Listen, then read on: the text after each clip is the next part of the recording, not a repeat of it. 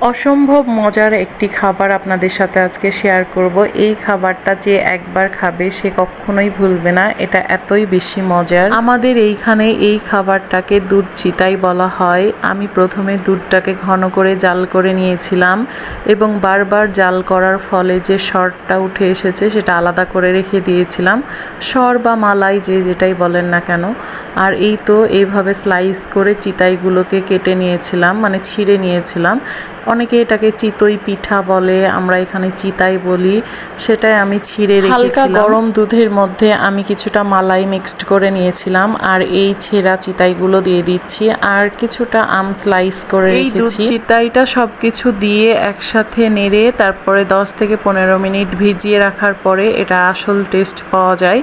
তো আমার জামাই যেহেতু বাইরে থেকে এসেছে, ও ফ্রেশ হতে হতে আমার এটা রেডি হয়ে যাবে, সেজন্য আগেই আমি এটা রেডি করে ফেলছি। সবকিছু দিয়ে আমি 10 থেকে 15 মিনিটের জন্য এটা রেখে দিব, তারপরে আমি আমার জামাইকে এটা খেতে দিব।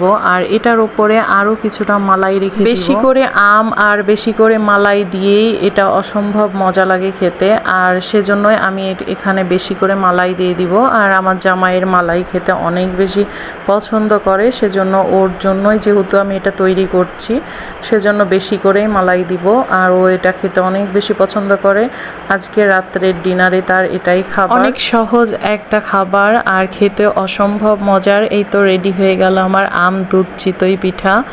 আর আজকের ভিডিও এই পর্যন্তই, দেখা হবে নেক্সট ভিডিওতে। ততদিন ভালো থাকবেন, আমার জন্য দোয়া করবেন, আমার ফ্যামিলির জন্য দোয়া করবেন। আমার ফেসবুক পেজটিতে লাইক ফলো দিয়ে সাথেই থাকবেন আর ইউটিউব চ্যানেলটিকে সাবস্ক্রাইব করতে একদমই ভুলবেন না।